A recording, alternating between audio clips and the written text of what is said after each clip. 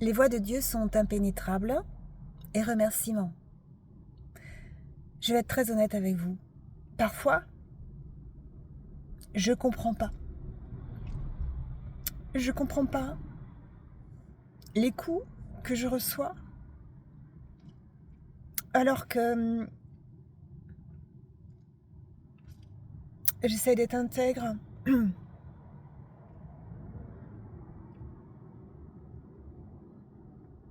Je comprends pas.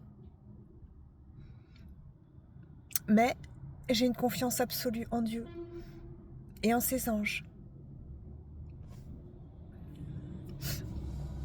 Je suis venue à Paris retrouver Anna et je l'ai retrouvée. Ça a été facile. Dieu est rapide parfois. En tout cas, les anges, avec moi, sont d'une redoutable efficacité. Ils me donnent toutes les informations dont j'ai besoin. Donc, dès samedi matin, je savais que Lucas Pélissier travaillait à la BNP de la Bastille. Donc, j'ai pu le suivre et voir où il habitait. Et j'ai pu constater pendant 3 jours que ma fille était séquestrée et que quand il ne travaille pas, c'est-à-dire quand il est à l'appartement, Anna n'a pas le droit de sortir. C'est même lui qui promène le chien. Pendant que Anna, elle ouvre subrepticement la fenêtre pour sortir du mimosa qu'il vient de lui offrir. Alors, Lucas Pélissier, espèce d'imbécile, Anna déteste le mimosa, l'odeur lui donne mal à la tête. Et oui, Anna, ce qu'elle aime, c'est les roses. Ce sont les roses, les hortensias, les tulipes. Elle déteste le mimosa. Mais moi, ça m'a permis de voir où elle habitait. Enfin, où tu la séquestrais.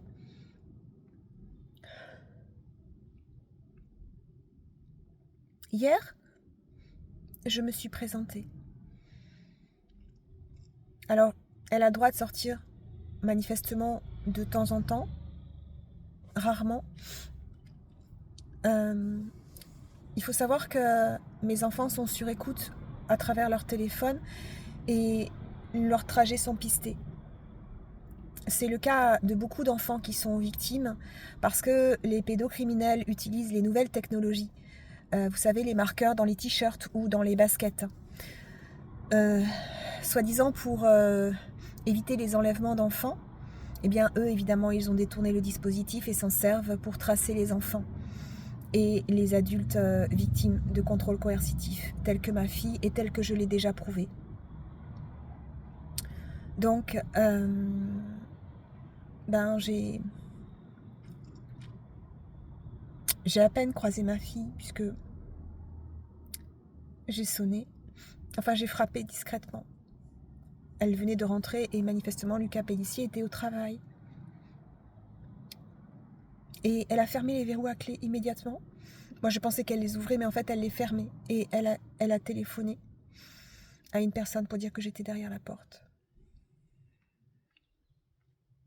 Et j'ai compris. J'ai compris que je ne pourrais pas sauver mes enfants l'un sans l'autre. Parce que lorsque je me rapproche de Jules, eh bien, il lui dit, si tu parles à ta mère, on s'en prendra à ta sœur et à Benoît Galas, le petit garçon qui vit avec lui 1 semaine sur 2. Et lorsque je me rapproche d'Anna, il lui dit, si tu parles à ta mère, on s'en prendra à ton frère. Et comme l'un est à Toulouse et l'autre est à Paris, j'ai pas le temps d'intervenir pour les deux en même temps.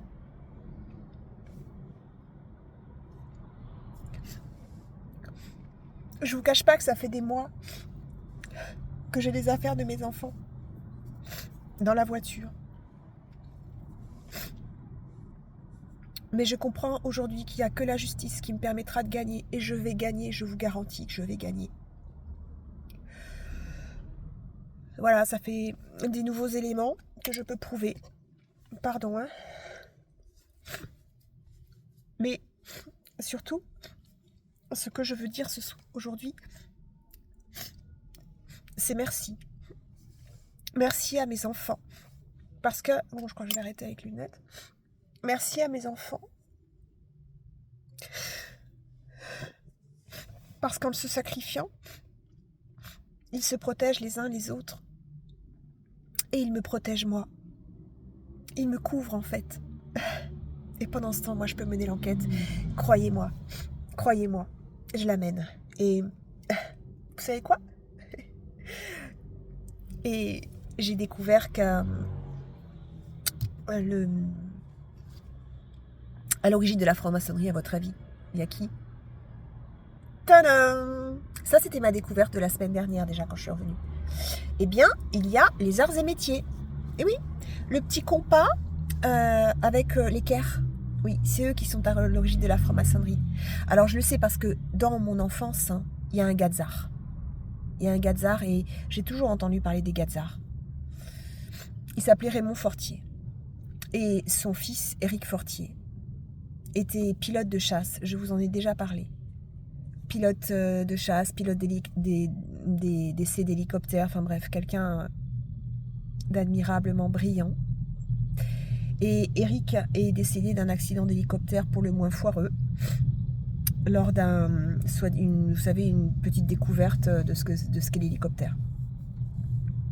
Ouais, parce que Éric, il allait révéler la vérité de ce que Sabine et moi nous vivions. Sabine est ma sœur de cœur, nous nous sommes rencontrés à l'âge de 2 ans et il n'y a aucun hasard dans nos rencontres. Voilà. Donc j'avais découvert déjà que, effectivement, les arts et métiers étaient à l'origine de la franc-maçonnerie. Et vous savez quoi? Ce soir, il y a une petite conférence à Carcassonne.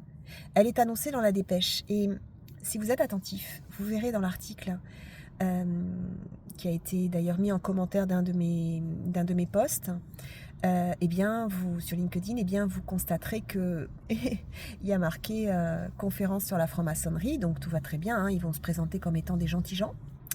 Et l'image qui va avec, c'est le fameux compas et l'équerre. Voilà. Donc vous voyez, les anges m'accompagnent à longueur de temps. Donc les tyrans, vous n'avez aucune chance de vous en sortir. Voilà.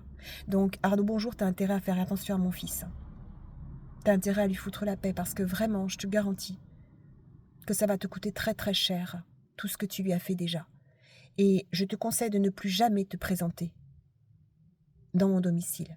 Ni toi, ni aucun autre de tes acolytes. Quant à Lucas Pellissier, espèce d'imbécile, tu laisses tranquille ma fille et tu lui offres, si tu dois lui offrir quelque chose, des bouquets qu'elle aime. Je t'ai donné le nom des fleurs, ça devrait t'aider. Voilà. Donc comprenez bien là tous que réellement rien ne m'arrêtera et jamais je ne baisserai les bras. Jamais. Et non seulement cela, mais en plus je suis accompagnée.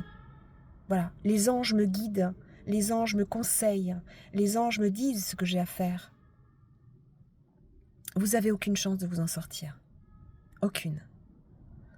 Voilà, donc nous sommes mercredi 28 janvier 2026, pardon, et il est environ 17h.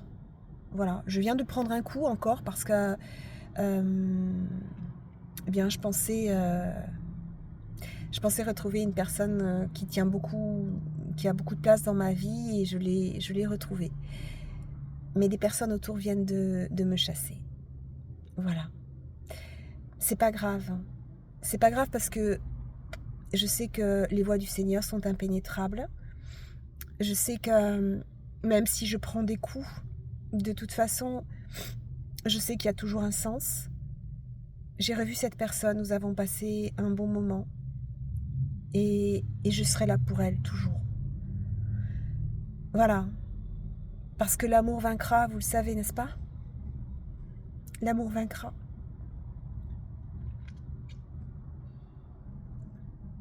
Je m'appelle Sophie Alric. Je suis experte dans la lutte contre la pédocriminalité et les sectes. C'est pas toujours facile.